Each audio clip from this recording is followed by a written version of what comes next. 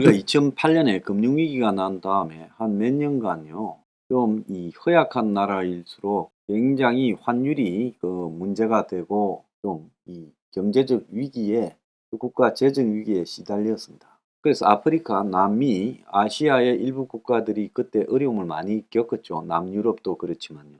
그때 이제 티니지 같은 나라에서 환율이 폭등하고 식량 가격이 폭등해서 국민들이 삶이 굉장히 나빠졌습니다. 그래서 북아프리카 티니지 뭐 한 1,400~500만 명쯤 되는 나라인데 이런 나라에서 지금 경제가 위기에 빠지면서 그리에 이제 이 노점이 많아졌습니다. 직장도 별로 없고 그런 나라니까요. 근데 노점상 단속을 강하게 하니까 생계난에 몰려서 이 빵을 팔던 노점상 한 명이 분신 자살했습니다.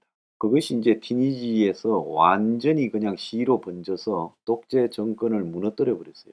십수년 집권하던 독재 정권을 붕괴시키고 그야말로 티니지발 이 자스민 혁명이 시작되어서 옆에 이제 이 리비아 철근 통치를 하던 가다피에게 밀어닥쳤습니다. 가다피가요 서방을 향해서 싸우고 이러면서 혼자만의 이 교묘한 사회주의 국가를 만들어서 리비아 국민들을 꽉 누르고 살았는데 리비아에서 막 시위가 시작됐습니다. 그러니까 가다피가 경을 보내서 잔인하게 이렇게 진압을 했고 그러다 보니까 이제 서방이 개입해서 폭격을 했습니다. 그래서 자국민 학살에 대해서 그냥 두지 않겠다면서 개입의 근거로 삼았죠. 그래서 리비아의 가다피 정권이 붕괴됐습니다. 또 이집트로 번졌어요. 그래서 사다트 암살 이후에 이 철근 통치를 해오던 이 무바라크 정권이 붕괴됐습니다. 이집트가 붕괴됐어요. 그리고 그것이 이제 예멘 정권을 또 흔들었습니다. 예멘을요.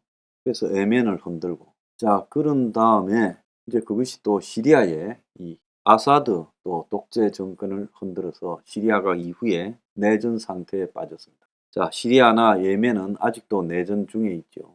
그래서 당시 이 자스민 혁명이 북아프리카와 중동을 그냥 소용돌이로 빠뜨렸어요. 자 이번에 이제 경제 위기가 오면 어떻게 될까요? 자 스리랑카 같은 나라는 벌써 정권이 붕괴되었지요. 지금 아마 아시아, 남미 그리고 아프리카에서 수많은 정권이 붕괴될 거라고 보고 있습니다. 그중에 특히 독재적으로 권위주의 통치를 이 철권으로 해오던 나라들이 문제가 될 건데 가장 지금 세계에서 4개의 권위주의 독재 국가가 있습니다. 하나는 이란이고요. 하나는 북한이고 하나는 중국, 러시아입니다. 자 이란에 지금 시위가 시작되고 있지요. 그래서 이란 시위가요. 지금 수백 군데서 벌어지고 시위로 아마 한 1,000여 명 이상 죽은 걸로 보이고 얼마 전에는 월드컵에 나갔던 국가대표들이 저항을 했죠. 러시아에서는 지금 이 우크라이나 전쟁 지지도가 25%까지 떨어졌습니다. 자 러시아군이요. 총력전을 이제 벌이고 있습니다. 우크라이나를 상대로 이 동절기예요. 러시아가 애초에 자기들 기밀 문서에 우크라이나는 10일 만에 점령할 수 있다고 했는데 10일 만에 점령은커녕 계획을 다 세워뒀어요. 어떻게 우크라이나를 점령해서 통치하겠다. 지금 계획대로 하나도 되지 않았습니다. 자, 러시아가 이제 휴전을 탐지하고 있고 바이든은 엊그제 푸틴이 역겹다. 진짜 전쟁 끝낼 생각이 있냐라고 말을 했습니다. 러시아 국민들이요, 지금 자녀를 전쟁에 보내서 죽은 사람들이 푸틴하고 대화를 하는데 푸틴이 뭐라고 하는가? 철학적인 소리를 했죠. 황당한 소리를 했습니다. 사람은 언젠가는 죽는다. 웃기는 소리를 했죠. 그래서 제가 볼 때 지금 러시아 군인들이 우크라이나에 전화해서 살고 싶다. 당신들하고 전쟁할 생각이 없다. 하루에 100건씩 문의가 오고 3,500건이 넘었대요. 어떻게 항복하면 되느냐까지 상의를 하고 있다고 합니다. 자, 그래서 러시아가 우크라이나 감당이 되지 않아서 지금 휴전을 백방으로 지금 주변 나라들을 풀어서 휴전해 달라고 지금 이렇게 압력을 넣고 있습니다. 이제 우크라이나가 휴전의 조건을 10대 조건이라며 러시아에게 요구하고 있습니다. 아마 동절기에 말만 왔다 갔다 하지 치열한 전쟁이 더 벌어지고요. 봄이 오면서 휴전이 좀 전개될지 모르는데 우크라이나는 자신들이 뺏긴 땅들을 적어도 그 이상을 회복해야 휴전이 성립될 거라고 보고 있습니다. 지금 우크라이나 입장에서는 만약에 러시아와 이 정도의 희생을 치르고 나라 다 망가지고 수많은 국민이 죽었는데 여기서 그냥 휴전을 해요. 저는 그건 수용이 되지 못할 거라고 보고, 만약에 휴전을 받아들여질 수 없는 조건으로 억지 휴전을 하면 젤렌스키 정권이 붕괴될 거라고 보고 있습니다.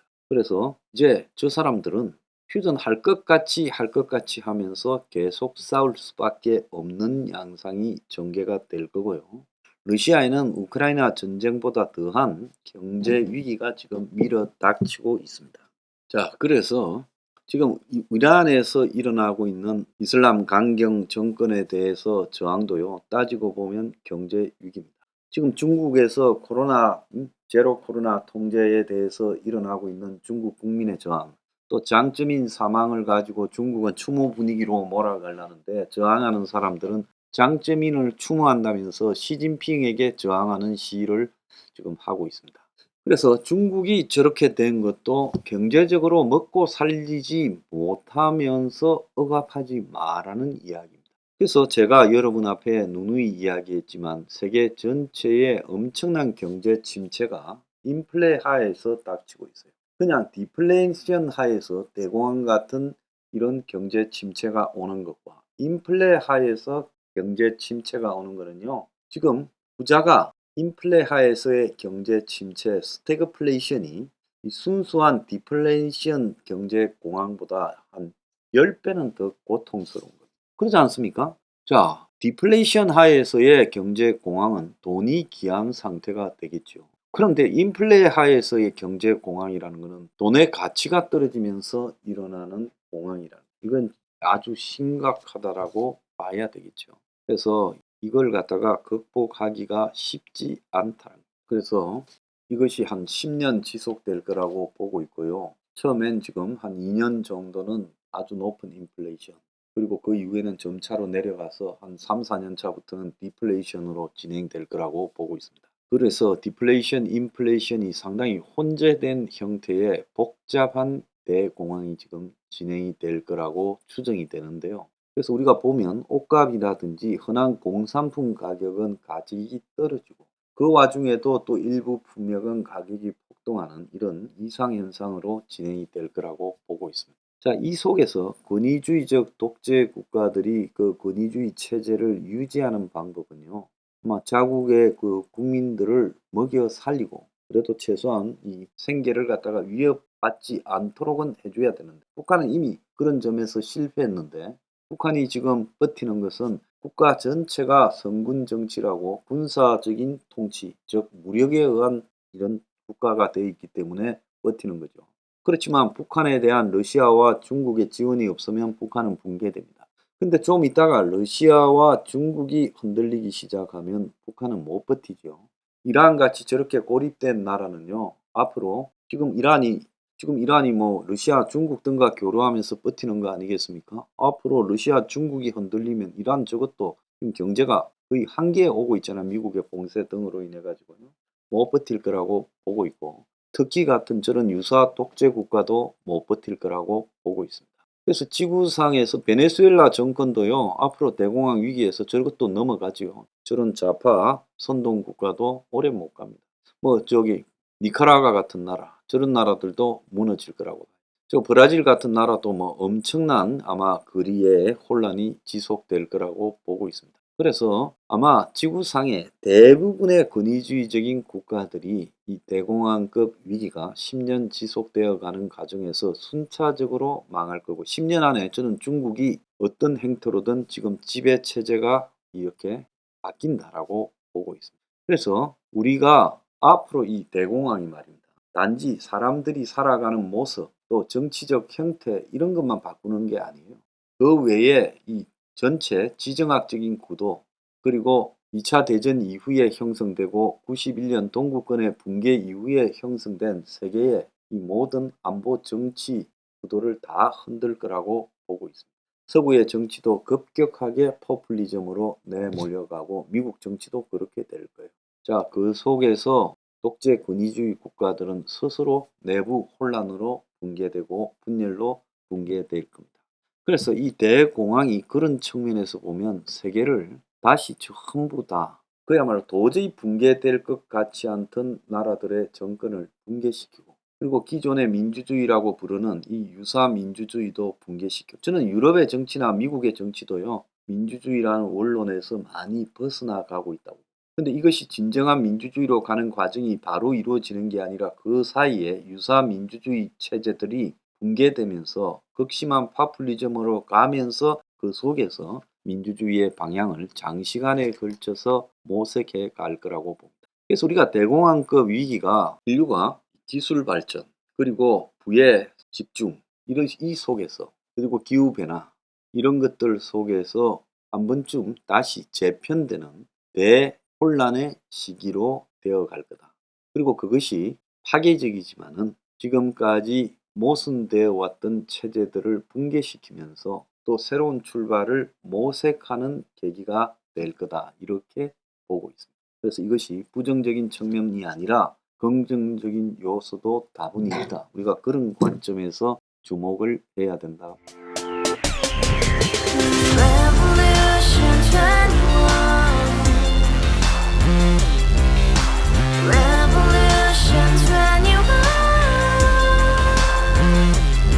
내 나이 30 월세 30 코인 빚만 300 서울에 온 지 벌써 10년 아둥바둥 버텼지만 여전히 난 반지 하에 제왕 곰팡이 연문제약 내비랭 깡통망통 완전히 폭망 90원 창문만큼 작아진 내 꿈 연애 결혼 내 집 모든 게 헛꿈 1년 전 떠난 여친 울며 말했지 같이 살자 평생 가본 게 꼭꼭꼭라지 Revolution 21. 가바후스 700 나도 소유주 Revolution 21. 가바후스 700 나의 소주 택시기사 우라부지 마트캐셔 울어무니 우리 집안 다 털어봤자 후줄 그래 개선민 내 미래 거기서 팍 끝난 거지 팍더 이상 노력 따윈 괴물이 스펙 찾아서 말리 비오는 날 알바 잘려 맨날 학원 날 개쳐 발려 밤비 내리는 양화대교 홀로 걷고 있을 때 현수막에 아로 새겨진 평당 700짜리 아파트 다같이 소리 질러 혁명 21 Revolution 21. 가바후스 700 나도 소유주 Revolution 21.